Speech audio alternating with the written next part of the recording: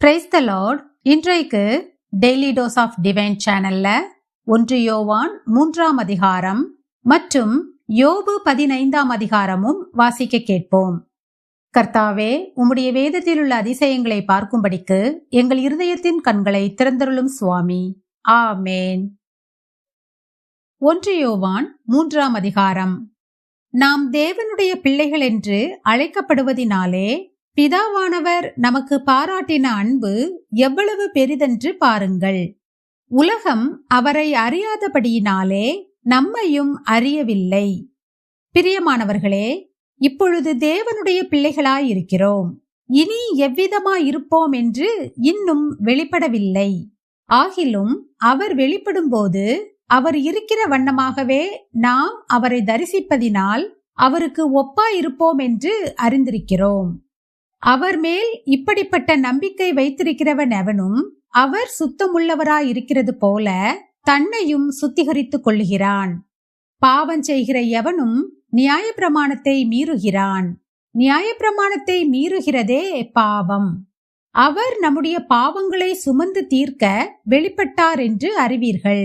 அவரிடத்தில் பாவம் இல்லை. அவரில் நிலைத்திருக்கிற எவனும் பாவம் செய்கிறதில்லை. பாவம் செய்கிற எவனும் அவரை காணவும் இல்லை, அவரை அறியவும் இல்லை. பிள்ளைகளே, நீங்கள் ஒருவராலும் வஞ்சிக்கப்படாதிருங்கள். நீதியை செய்கிறவன் அவர் நீதியுள்ளவராயிருக்கிறது போல தானும் நீதியுள்ளவனாயிருக்கிறான். பாவம் செய்கிறவன் பிசாசினால் உண்டாயிருக்கிறான். ஏனெனில் பிசாசானவன் ஆதி முதல் பாவம் செய்கிறான். பிசாசினுடைய கிரியைகளை அழிக்கும்படிக்கே தேவனுடைய குமாரன் வெளிப்பட்டார். தேவனால் பிறந்த எவனும் பாவம் செய்யான். ஏனெனில் அவருடைய வித்து அவனுக்குள் தரித்திருக்கிறது. அவன் தேவனால் பிறந்தபடியினால் பாவம் செய்ய மாட்டான். இதனாலே தேவனுடைய பிள்ளைகள் இன்னாரென்றும் பிசாசின் பிள்ளைகள் இன்னாரென்றும் வெளிப்படும். நீதியை செய்யாமலும் தன் சகோதரனில் அன்பு கூறாமலும் இருக்கிற எவனும் தேவனால் உண்டானவன் அல்ல. நாம் ஒருவரில் ஒருவர் அன்பு கூற வேண்டும் என்பதே நீங்கள் ஆதி முதல் கேள்விப்பட்ட விசேஷமாயிருக்கிறது. பொல்லாங்கனால் உண்டாயிருந்து தன் சகோதரனை கொலை செய்த காயீனை போல் இருக்க வேண்டாம். அவன் எதி நிமித்தம் அவனை கொலை செய்தான்? தன் கிரியைகள் பொல்லாதவைகளும் தன் சகோதரனுடைய கிரியைகள் நீதியுள்ளவைகளுமாய் இருந்ததின் நிமித்தந்தானே. என் சகோதரரே, உலகம் உங்களை பகைத்தால் ஆச்சரியப்படாதிருங்கள். நாம் சகோதரரிடத்தில் அன்பு கூறுகிறபடியால் மரணத்தை விட்டு நீங்கி ஜீவனுக்கு உட்பட்டிருக்கிறோம் என்று அறிந்திருக்கிறோம். சகோதரனிடத்தில் அன்பு கூறாதவன் மரணத்திலே நிலை கொண்டிருக்கிறான். தன் சகோதரனை பகைக்கிற எவனும் மனுஷ கொலை பாதகனாயிருக்கிறான். மனுஷ கொலை பாதகன் எவனோ அவனுக்குள் நித்திய ஜீவன் நிலைத்திராது என்று அறிவீர்கள். அவர் தம்முடைய ஜீவனை நமக்காக கொடுத்ததினாலே அன்பு இன்னதென்று அறிந்திருக்கிறோம். நாமும் சகோதரருக்காக ஜீவனை கொடுக்க கடனாளிகளாயிருக்கிறோம். ஒருவன் இவ்வுலக ஆஸ்தி உடையவனாயிருந்து தன் சகோதரனுக்கு குறைச்சல் உண்டென்று கண்டு தன் இருதயத்தை அவனுக்கு அடைத்து கொண்டால் அவனுக்குள் தேவ அன்பு நிலை கொள்ளுகிறது எப்படி? என் பிள்ளைகளே, வசனத்தினாலும் நாவினாலும் அல்ல, கிரியையினாலும் உண்மையினாலும் அன்பு கூற கடவோம். இதனாலே நாம் நம்மை சத்தியத்திற்குரியவர்கள் என்று அறிந்து நம்முடைய இருதயத்தை அவருக்கு முன்பாக நிச்சயப்படுத்திக் கொள்ளலாம். நம்முடைய இருதயமே நம்மை குற்றவாளிகளாக தீர்க்குமானால் தேவன் நம்முடைய இருதயத்திலும் பெரியவராயிருந்து சகலத்தையும் அறிந்திருக்கிறார்.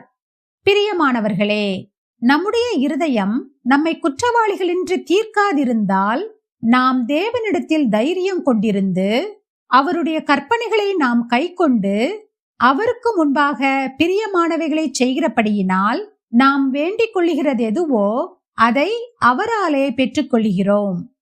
நாம் அவருடைய குமாரனாகிய இயேசு கிறிஸ்துவின் நாமத்தின் மேல் விசுவாசமாயிருந்து அவர் நமக்கு கட்டளையிட்டபடி ஒருவரில் ஒருவர் அன்பாயிருக்க வேண்டும் என்பதே அவருடைய கற்பனையாயிருக்கிறது. அவருடைய கட்டளைகளை கைக்கொள்ளுகிறவன் அவரில் நிலைத்திருக்கிறான். அவரும் அவனில் நிலைத்திருக்கிறார்.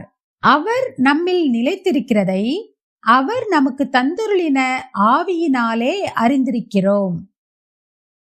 யோபு 15ஆம் அதிகாரம்.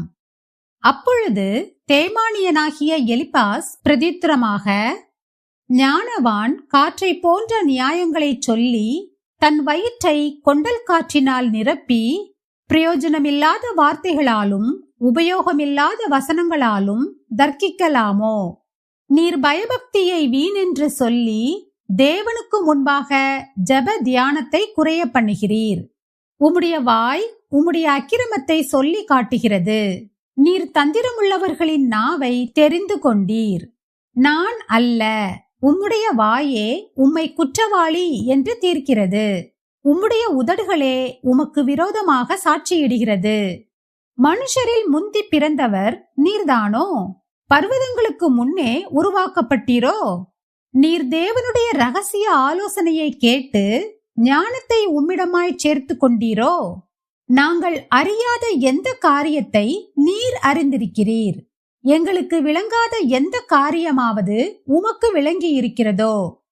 உம்முடைய தகப்பனை பார்க்கிலும் பெரிய வயதுள்ள நரைத்தோரும் விருத்தாப்பியரும் எங்களுக்குள் இருக்கிறார்களே.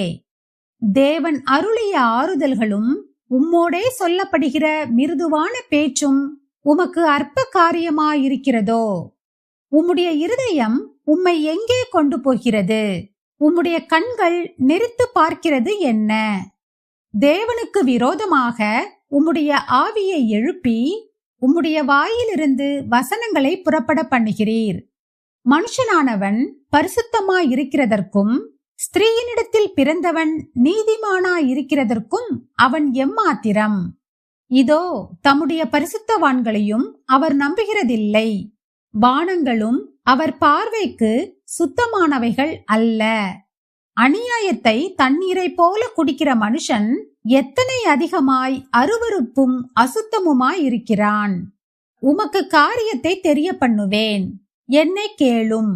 நான் கண்டதை உமக்கு விவரித்துச் சொல்லுவேன். ஞானிகள் தங்கள் பிதாக்கள் சொல்ல கேட்டு மறைக்காமல் அறிவித்ததையே நான் சொல்லுவேன். அவர்களுக்கு மாத்திரம் பூமி அளிக்கப்பட்டது. அந்நியர் அவர்கள் நடுவே கடந்து போக இடமில்லை. துன்மார்க்கன் உயிரோடு இருக்கிற நாளெல்லாம் துன்பத்தால் வாதிக்கப்படுகிறான். பலவந்தம் பண்ணுகிறவனுக்கு அவன் வருஷங்களின் தொகை மறைக்கப்பட்டிருக்கிறது. பயங்கரமான சத்தம் அவன் காதுகளில் தொனிக்கிறது. அவன் சமாதானமாயிருக்கையில் பாழாக்கிறவன் அவன் மேல் வருவான். இருளிலிருந்து திரும்பி வர அவனுக்கு நம்பிக்கை இல்லாமல் பதிவிருக்கிறவர்களின் பட்டயத்துக்கு அவன் பயப்படுகிறான். அப்பம் எங்கே கிடைக்கும் என்று அவன் அலைந்து திரிகிறான்.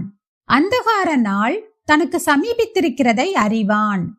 இக்கட்டும் நெருக்கமும் அவனை கலங்க பண்ணி யுத்த சன்னத்தனான ராஜாவை போல அவனை மேற்கொள்ளும். அவன் தேவனுக்கு விரோதமாக கை நீட்டி சர்வ வல்லவருக்கு விரோதமாக பராக்கிரமம் பாராட்டுகிறான். கடின கழுத்தோடும் பருத்த குமிழுள்ள தன் கேடயங்களோடும் அவருக்கு எதிராக ஓடுகிறான்.